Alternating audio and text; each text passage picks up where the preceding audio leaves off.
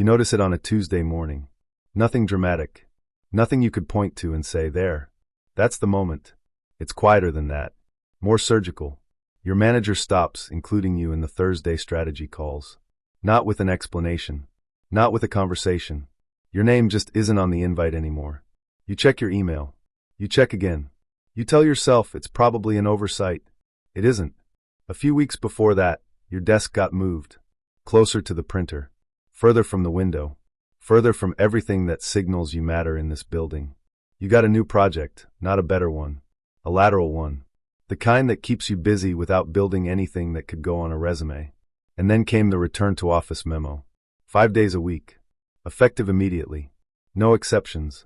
You have a 90-minute commute each way. You know at least 3 colleagues who live 10 minutes from the office and were conveniently excluded from the mandate. You aren't one of them. You sit at your kitchen table the night before you have to comply. You do the math. Gas. Parking. The hours. The toll on your body and your schedule and your family. And somewhere underneath the exhaustion is a thought you can barely say out loud. They want me to quit. Here's the thing. You're right. And it gets colder than that. In 2025, 53% of U.S. companies are already engaging in or actively planning what researchers are now calling quiet firing. Tactics include cutting benefits, increasing workloads, and mandating more office time. And the explicit goal, stated by the executives themselves, is to reduce headcount without triggering the legal, financial, and reputational costs of a formal layoff. They want you to make the decision for them. This is not a management failure. This is not your boss having a bad month or the company going through a rough patch.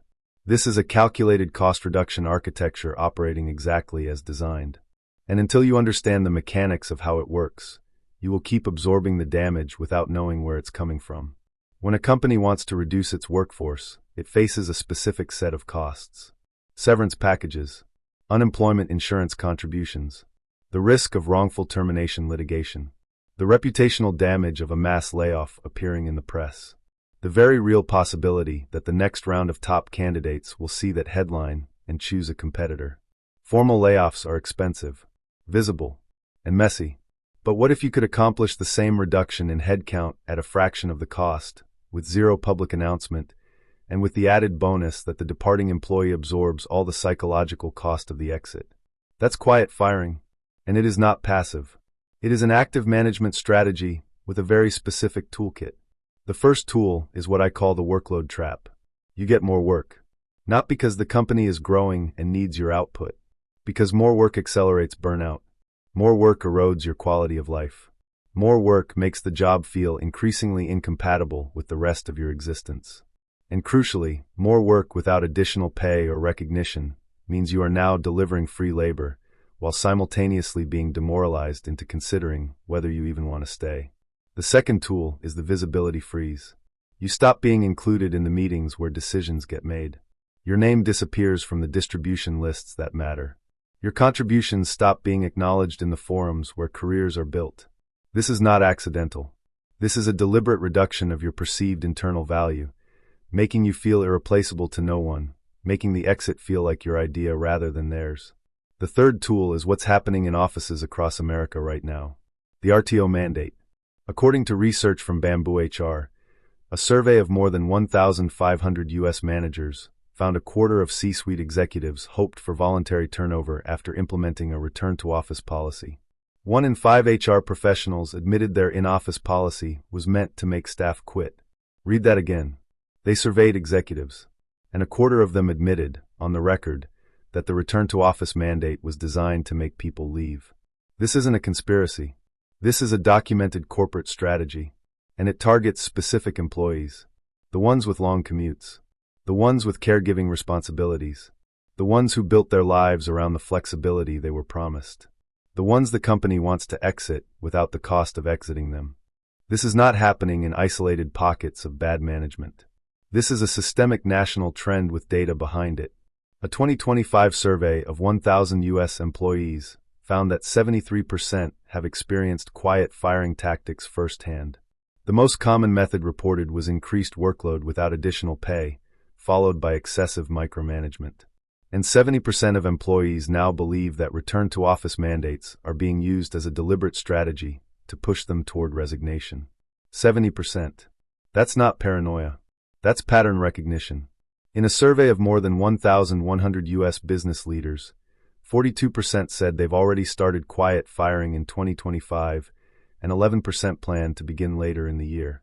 Their stated reasons include avoiding severance payouts, reducing legal risks, and avoiding the bad press linked to formal layoffs. So we have executives confirming the strategy on one side, and we have employees accurately identifying that the strategy is being used on them on the other side. Both sets of data align perfectly. The gap, the place where the damage actually lives, is in what happens between those two acknowledgments. Because even when an employee correctly identifies that they're being quietly pushed out, the tough job market means many workers will stick it out, not because they're engaged, but because they're weighing the stress of a toxic workplace against the risk of landing a new job that pays less. This puts employees in survival mode, which ultimately impacts productivity. Survival mode. The scarcity tunnel dressed in corporate clothing. You know something is wrong. You know the environment has been deliberately made hostile. But leaving feels financially dangerous. So you stay. You absorb. You keep delivering. And the company extracts your effort, your expertise, and your institutional knowledge, right up until the moment you finally break and hand them the resignation they engineered. Here is the part that makes this strategy even more precise. Remote employees get promoted 31% less frequently than their hybrid or on-site peers. This proximity bias means that even employees who don't quit face career stagnation simply because they're not physically present. So the RTO mandate does double work. It pushes some employees out the door, and it stalls the careers of the ones who comply. Either way, the house wins. Let's name exactly what is being extracted and who is collecting it. When quiet firing works as designed, the company receives several things simultaneously. It receives your unpaid overtime, the extra hours you put in trying to prove your value during the visibility freeze, the late emails, the weekend availability, the performance above the baseline that you sustain hoping someone will notice and pull you back from the edge. They notice. They're just not going to pay you for it. It receives a clean exit. No severance. No unemployment claim that affects their insurance rates. No wrongful termination lawsuit. No Glassdoor review that begins with, "I was laid off without warning." Instead, a quiet resignation. Employee departed voluntarily. No further liability. It receives the replacement cycle dividend. High-performing workers are more likely to seek and accept opportunities with competitors that offer flexibility. Poorer performers with less marketable skills disproportionately remain, which means the quiet firing strategy specifically culls the employees most capable of leaving, the ones other companies want, while retaining the ones who have nowhere better to go. The talent drain is real, and the company is engineering it while claiming to be surprised by it. And underneath all of this is the deepest extraction of all.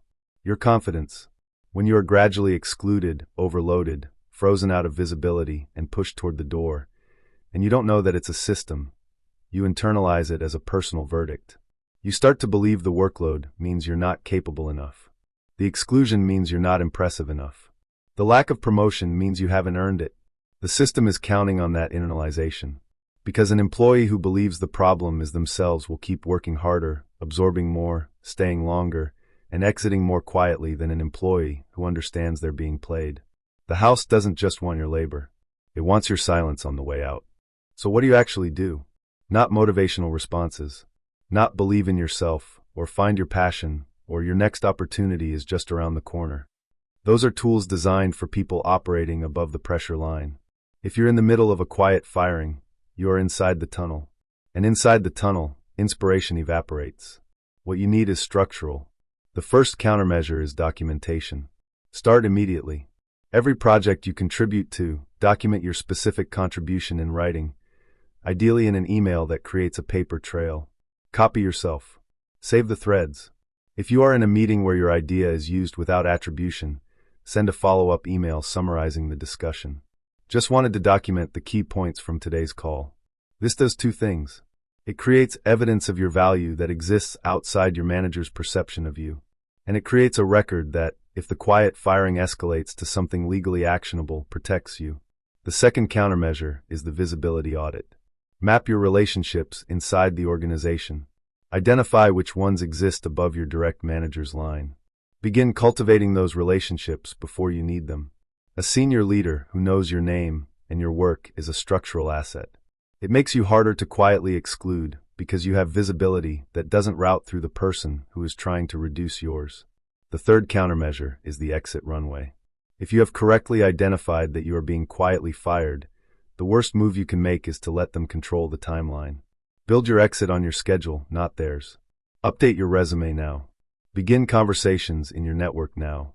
Apply to roles now, not from a position of desperation after months of erosion have depleted your confidence and your savings, but from a position of employed stability where you have leverage. Because here's the coldest truth about quiet firing. The entire strategy depends on you being too financially trapped, too psychologically worn down, or too uninformed to leave on your own terms.